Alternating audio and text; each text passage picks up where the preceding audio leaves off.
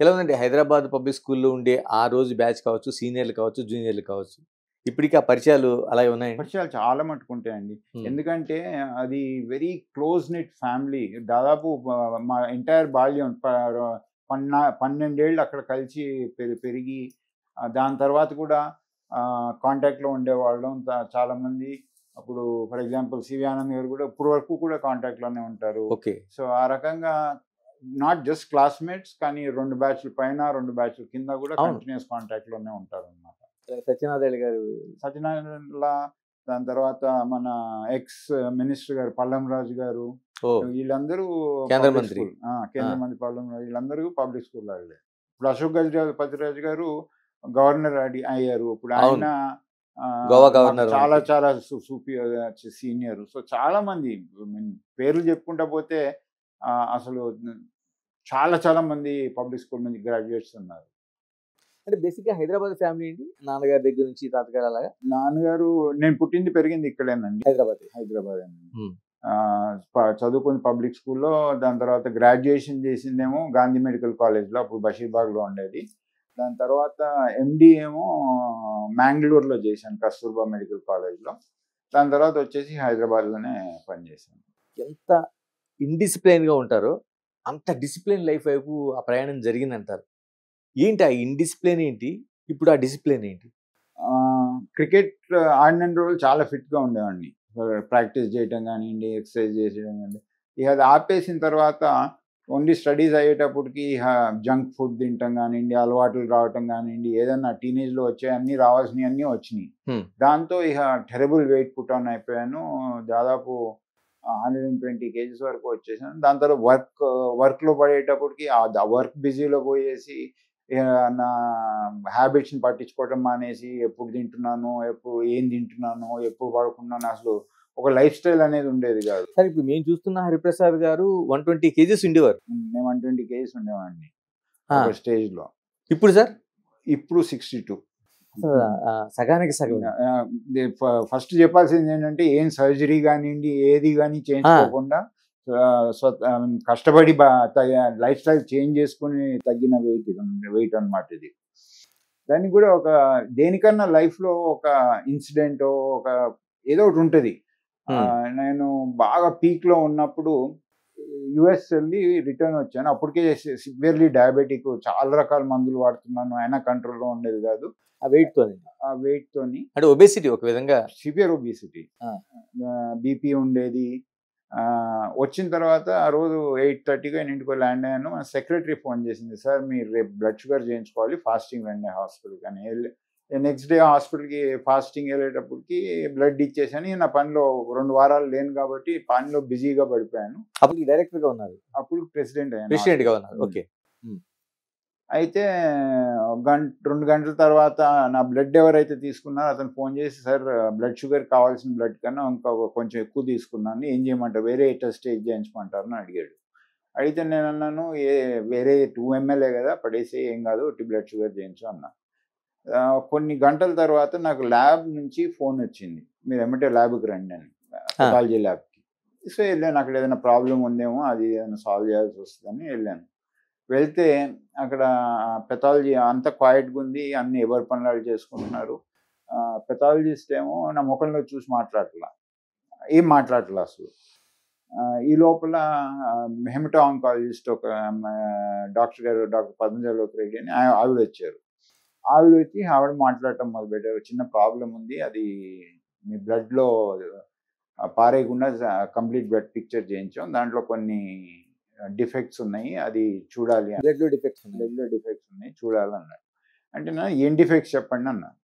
అంటే అది ఒక టైప్ ఆఫ్ ల్యూకీమియా లాగా ఉంది. బ్లడ్ క్యాన్సర్ లాగా ఉంది. క్యాన్సర్ అండి. బ్లడ్ క్యాన్సర్ లాగా ఉంది. దీన్ని కన్ఫర్మ్ చేయాలి. ఇంకా ఇంకా వేరే టెస్ట్‌లు కూడా చేయాలన్నారు. అయితే నేను ఇంత ఫిట్‌గా ఉన్నాను. నేను అమెరికా నుంచి నిన్నే తిరిగొచ్చాను. అక్కడ ఉండంగా కూడా అన్ని పనులు చేశాను. వేరే ప్రాబ్లమ్ ఏం లేదు అంటే, లేదు బ్ల బోన్ మ్యారో బయాప్సీ అని బ్లడ్‌లో నుంచి ఐ మీన్ బోన్ మ్యారో నుంచి తీస్తారు. అది తీసి టెస్ట్‌కి పంపియాలన్నారు. అది మామూలుగా బాగా పెయిన్‌ఫుల్ ప్రొసీజరు. ఓకే. నేనే చాలా మందికి అనస్థీసియా ఇచ్చాను ఆ ప్రొసీజర్ చేయించుకోవడానికి. అయితే నేనన్నాను, "అయితే ఇప్పుడే చేయండి" అన్నా. అంటే ఆవిడ అన్నారు, "ఇది చాలా పెయిన్ఫుల్, మీకు తెలుసు కదా, రేపు పొద్దున ఫాస్టింగ్ రండి, అనస్థీసియా ఇచ్చి చేద్దాం" అంటే నేను ఎంత స్టేజ్ ఆఫ్ డినయల్లో ఉన్నానంటే, అది కాదు అని ప్రూవ్ చేయడానికి, "కాదు ఇప్పుడే చేయండి, నేను లోకల్లో చేయండి, నాకు పెయిన్ ఉన్నా పర్వాలేదు" అన్నా. ఆవిడ నేను బాస్ని కదా తప్పించుకోలేక లోకల్లో చేశారు. లోకల్లో చేసి ఒక 2 hours తర్వాత కన్ఫర్మ్ చేశారు, బ్లడ్ క్యాన్సర్ ఉంది, దానికి ట్రీట్మెంట్ అవసరం, ట్రీట్మెంట్ చేయించుకోవాలని. సో నెక్స్ట్ లక్కీగా దానికి జెనెటిక్ టెస్టింగ్ చేయించి చాలా స్పెసిఫిక్ ట్రీట్మెంట్ స్టార్ట్ చేశారు. 3 monthsలో అది రివర్స్ అయిపోయింది. దాని తర్వాత 9 months మెయింటెనెన్స్ కోర్స్ వాడాను. ఈ మా ఫస్ట్ 3 months హాస్పిటల్లోనే ఉన్నాను.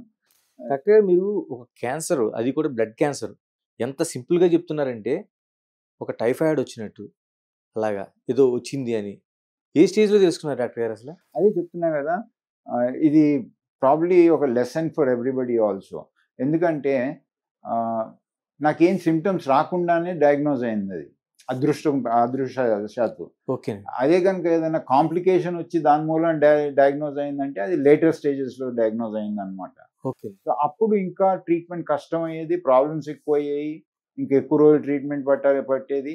అది కంప్లీట్గా రికవర్ అవుతామా లేదా కూడా లేటర్ స్టేజెస్లో వెళ్ళేటప్పుడు తెలిసేది కాదు.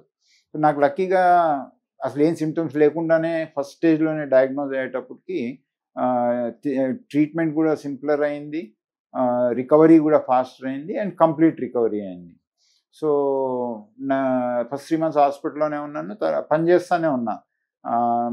అప్పుడు నాతో సంగీత రెడ్డి గారు ఉండేవారు, ప్రతాప్ రెడ్డి గారి డాటరు. ఆవిడ అప్పుడు బాస్ నాకు. ఆవిడ అన్నారు, "నువ్వు ఆఫీస్ ఇక్కడే పెట్టుకో, నీ రూమ్లోనే పెట్టుకో, నీ రూమ్లో పెట్టుకుని టెలిమెడిసిన్ ద్వారా, టెలికాన్ఫరెన్సింగ్ ద్వారా నీ పని నువ్వు చేసుకో" అన్నారు. సో అది స్టాఫ్ సపోర్ట్ కానివ్వండి, ఫ్యామిలీ సపోర్ట్ కానివ్వండి, చాలా ఐఎమ్ ఇండెప్టెడ్ టు దెమ్. దాని మూలాన నాకు అంత పెద్ద క్యాన్సర్ వచ్చి దానిలోంచి ట్రీట్మెంట్ అవుతున్నాం అని, ఏమవుతుంది అనే ఆలోచన కూడా లేకుండా చేశారనమాట.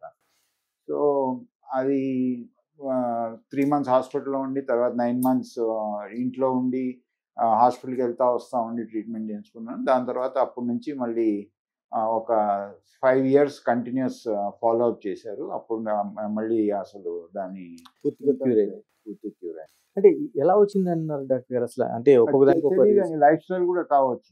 అంటే అప్పటికి ఎలా ఉండేది లైఫ్? అంటే మీకు సిగరెట్ అలవాటు ఉండేది, టొబాకో నవ్వులేవాడిని, మోస్ట్ అన్హెల్దీ ఫుడ్ తినేవాడిని, అన్ని రకాల అవలక్షణాలు ఉండేవి అనమాట. డ్రింక్ చేసేవాడిని కాదు, కానీ మిగతా అన్ని అవలక్షణాలు ఉండేవాడిని. అది వెయిట్, స్ట్రెస్ ఉండేది బాగా, ఇవన్నిటి మూలాన వచ్చి ఉంటుంది అది. దాంతో అది ఒక పెద్ద చేంజ్ ఇన్ లైఫ్ అయిపోయింది అనమాట. కరెక్టే డాక్టర్ గారు. ఫాదర్ డాక్టరు, మీరు డాక్టరు, దానికి ఎమర్జెన్సీకి క్రిటికల్ కేర్ డాక్టర్ మీరు.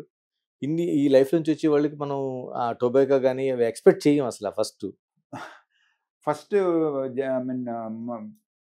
మరి అందరు మర్చిపోయేది ఏంటంటే, డాక్టర్లు కూడా మనుషులే కదా,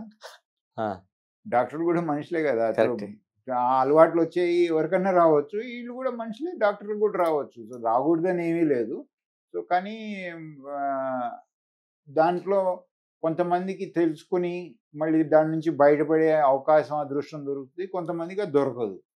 నేను అనుకోవటం, దేవుడు నన్ను ఆశీర్వదించి నీకు ఇంకో అవకాశం ఇస్తున్నాను, ఇది క్యాన్సర్ వచ్చింది కానీ నిన్ను బయటపడేస్తున్నాను, నువ్వు ఇప్పటి నుంచి ఏం చేస్తావో చూస్తాననే అవకాశం వచ్చిందని అని మాత్రం నేను అనుకుంటున్నాను. నిజంగా డాక్టర్ గారు, టొబాకో అంత డేంజర్ కదా. టొబాకో నేను ఎవరన్నా నా దగ్గరికి వచ్చి ఏం చెయ్యొద్దు అంటే ఫస్ట్ టొబాకో ముట్టుకోవద్దు అంటాను.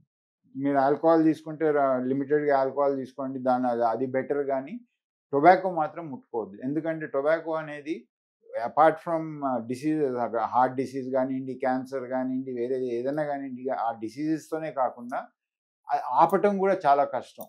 నేను సిగరెట్ మంచిది కాదని తెలుసు, సిగరెట్ ఆపటానికి ఏం చేసేవాడిని, టొబాకో చూజ్ చేసేవాడిని. అది కూడా ఈక్వల్లీ డేంజరస్. ఆపడం చాలా చాలా కష్టం టొబాకో. అందుకని అసలు ముట్టుకోకుండా ఉండటం చాలా చాలా ఇంపార్టెంట్. యంగర్ జనరేషన్స్ మాత్రం this is the biggest lesson, don't touch tobacco. For more videos like this, subscribe Big TV channel.